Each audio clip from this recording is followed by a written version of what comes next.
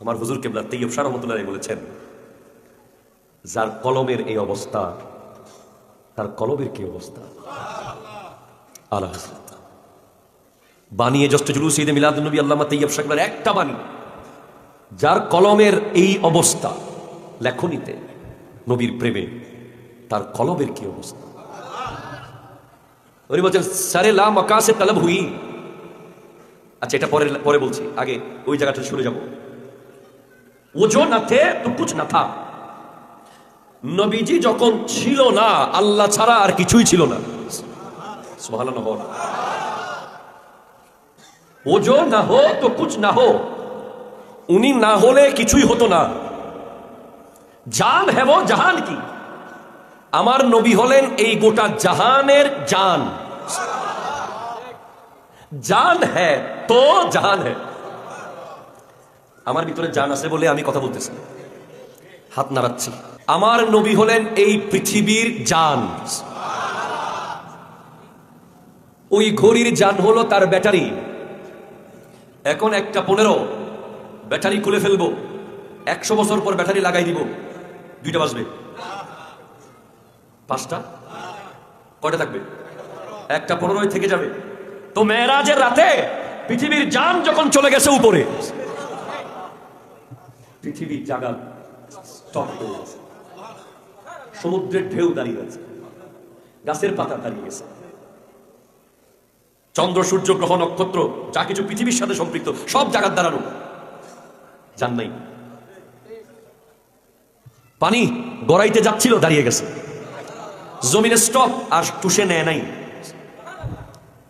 জান ফেরত এসেছে, আবার আগার জায়গা থেকে শুরু হয়েছে পৃথিবী। আল্লাহ মসজিদে আকসা থেকে, মসজিদে হেরম থেকে মসজিদে আকসা নিয়ে গেলেন। ও আল্লাহ, আপনি লিসেন সুম্মা দানা ফাতাদাল্লা ফাকানা কাবা কাউসাইনি আও আদনা, একেবারে 2 ধনুক পরিমাণ কাছে নিয়েছেন, সূরা নজম। আল্লাহু আকবার জোরে বলেন। কিন্তু আপনি মসজিদে আকসার কথা কেন বলে দিলেন?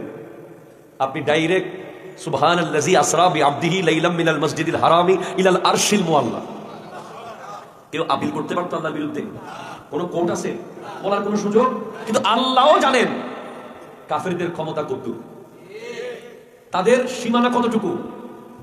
কারণ আমি আপনাকে উদাহরণ দিয়ে বুঝাই। আমি গত শুক্রবারে, আল্লাহ যদি কবুল করে, মাহফিল করেছিলাম সিলেট মৌলভীবাজার না, হ্যাঁ, এর আগের শুক্রবারে আল্লাহ তাআলার দয়ায় মাহফিল করেছিলাম যে ক্যান্টনমেন্ট কুমিল্লা, আরো 2টা ছিল, মোট 3টা প্রোগ্রাম ছিল একই রোডে। এখন আমি যদি বলি আপনাকে, আমি গত শুক্রবার আমেরিকায় মাহফিল করেছি, তার আগের দিন জার্মানি করেছি। আপনারা অনেকেই যারা আমাকে বেশি ভালোবাসেন, তারা অতি প্রেমের কারণে হয়তো মেনেও নিবেন যে আচ্ছা থাক, করতে হবে। কিন্তু যারা সচেতন তারা মিলাবেন। গত শুক্রবারে এক শুক্রবারে আসে নাই, দুল্লাবদিন জার্মানি গেছে, কিন্তু এরপরে শুক্রবারে লন্ডন কেমনে গেল, আবার দেশে কখন আসলো, কিভাবে কি। এখন আপনার মধ্যে ওই অ্যাবিলিটিও নাই যে আপনি আমেরিকায় গিয়ে খবর নেবেন এখানে জয়নুল আবেদিন আসছে কিনা, সুযোগ। কিন্তু মৌলভীবাজার খবর নেওয়ার মতো সুযোগ কথা বলে আছে না নাই? ক্যান্টনমেন্ট গিয়ে খবর নেওয়ার সুযোগ আছে। কাফেররাও, তাদেরকে যদি বলা হয় আমি আমার হাবিবকে লামকান নিয়েছি প্রথম স্টেজে, ওরা লামকানে গিয়ে কি আছে না আছে ওখানকার মানুষকে জিজ্ঞেস করা, ওখানকার সাইনগুলো কি কি পরীক্ষা করার অ্যাবিলিটি তাদের নাই। কিন্তু মসজিদে আকসায় গিয়ে খবর নেওয়ার, উনি এসেছিলেন কিনা, ওখানকার কি কি জিনিস উনি দেখেছেন, এগুলো জিজ্ঞেস করার সুযোগ আছে। তো বলে মসজিদে আকসা নবীর মেরাজের সীমানা নয়, কাফেরদের ব্রেইনের সীমানা। কথা বলেন ঠিক কিনা? কাফেরদের চিন্তার সীমানা, কাফেরদের গমনের সীমানা মসজিদ আকসা। নবীর মেরাজের সীমানা হলো লামকান। তাহলে রাতের কিছু অংশে যদি কোনো একজন জাত, যেই টাইমের ভিতরে বারান্দায় যাওয়া যায় না, কথা বলে না, কোথায় যাওয়া যায় না, যেই টাইমের ভিতরে ঘর থেকে বের হয়ে আরেক ঘরে যাওয়া যায় না, ওই টাইমের ভিতরে যদি মসজিদে আকসা 1474 কিলোমিটার তাদেরকে বিশ্বাস করানো যায়, তাহলে লামকানও বিশ্বাস করানো যাবে। বলে ঠিক আছে, বলেন তো আমাদের এই কাফেলা কোথায় আছে? নবী বলেন এটা বেতেলহেম আছে। ওই কাফেলা কোথায় আছে? ওটা জি তাওয়াতে আছে। আচ্ছা, জানালা কয়টা দেখছেন? দরজা কয়টা দেখছেন মসজিদে আকসায়? আমার নবী চট চট চট চট করে সব বলে দিলেন। কি রে আবু বকর, ও আবু বকর সিদ্দিক রাদিয়াল্লাহু তাআলা, তুমি আমাদের মক্কার, আমি গত জুমার আগে জুমায় সিদ্দিক আকবরের সামনে যখন বয়ান দিয়েছিলাম বলেছিলাম যে ওনাকে কাফের সরকারও মক্কা ছেড়ে যেতে দিচ্ছিলেন না। উনি এত ব্যক্তিত্ববান, এত ওয়েটফুল, এত জনবান্ধব, এত তরুণ বান্ধব, এত সমাজ বান্ধব, এত অসহায়ের পাশে দাঁড়ানো ব্যক্তি সিদ্দিক আকবর ছিলেন যে উনি মক্কা ছেড়ে চলে যাওয়া এটা কাফেররাও চায় নাই। ইবনে দাগিনা বলেছিল, আপনি আপনার মতো ব্যক্তি লা ইয়াখরুজু ওয়া লা ইউখরাজ, যেতেও পারবেন না, কেউ বের করতে পারবেন না।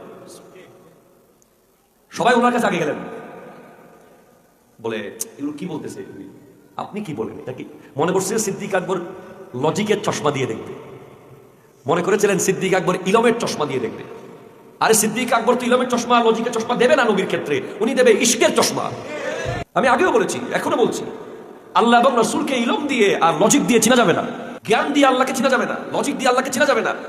চিনতে হলে রাসূলের দরবারে যেতে হবে, রাসূলকে চিনতে হলে সাহাবায়ে কেরামের দরবারে যেতে হবে।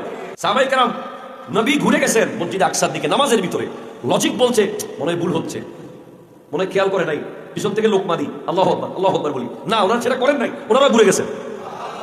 এরা লজিককে আনে নাই নবীর ক্ষেত্রে, এরা এনেছে কি আতিউল্লাহ ওয়া আতিউর রাসূলা, আল্লাহ আনুগত্য করো, রাসূলের আনুগত্য করো, তো রাসূল যেটা করবে আমরা সেটাই করব, কোনো কথা হবে না। কারণ ওনারা আগে নিশ্চিত হয়েছেন যে ওমা ইয়ানতিকু আনিল হাওয়া ইন হুয়া ইল্লা ওয়াহয়ুন ইউহা, নবী নিজের থেকে কিচ্ছু করেন না, যা আল্লাহ বলেন তাই করেন। ইভেন সংসার, সমাজ, ঘর, বাড়ি, নামাজ, খানা পিনা, সফর, যুদ্ধ, সব আল্লাহর দিকে তাকিয়ে, ইভেন মেয়ের বিয়ে পর্যন্ত। ফাতেমা তো জাহরার সাথে মাওলা আলী শাদী দেওয়ার জন্য আগে প্রস্তাব পাঠাইছিলেন হযরত সিদ্দিক আকবর, হযরত ওমর, দুজনেই প্রস্তাব দিয়েছেন ফাতেমা তো জাহরাকে শাদী করার জন্য, কিন্তু নবীজি চুপ। এখনো আল্লাহ বলে নাই কি করবো, আল্লাহ বলেছে যে বিয়ে আমি আলীর সাথে ঠিক করেছি, এটাই আনুগত্য। আপনার নবী নাকি রাতের সামান্য অংশের ভিতরে মসজিদে আকসা থেকে ঘুরে আসছে, আপনি মানেন? এই কথা কে বলেছে? বলে উনি নিজে বলছে। যদি উনি বলে একবার না 1000 বার ঘুরে আসলেও মানি। কেন মানেন?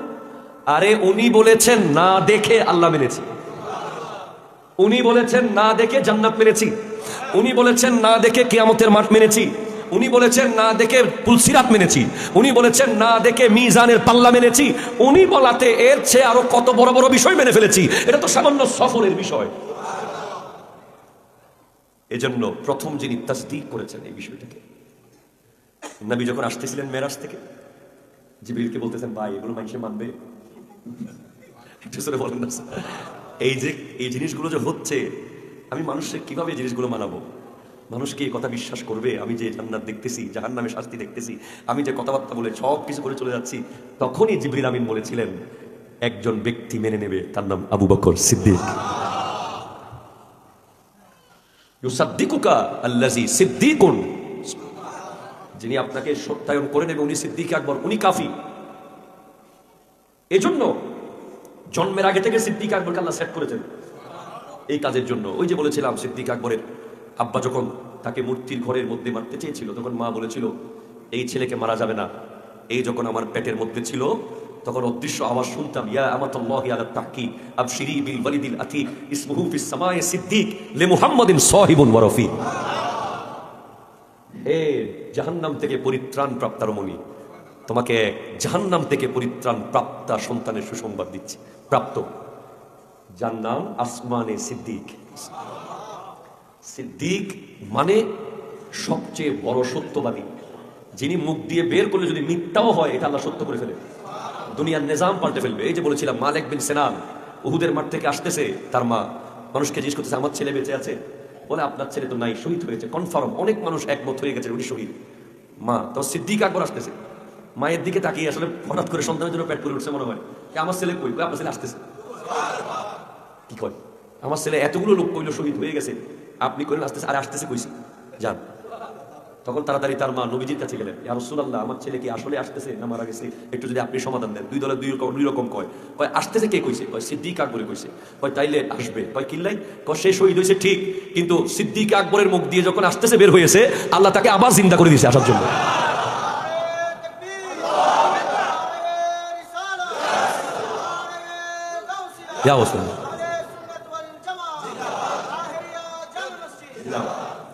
নবীদের মধ্যে একজন সিদ্দিক ছিল, উনি হলেন ইউসুফ আলাইহিস সালাম।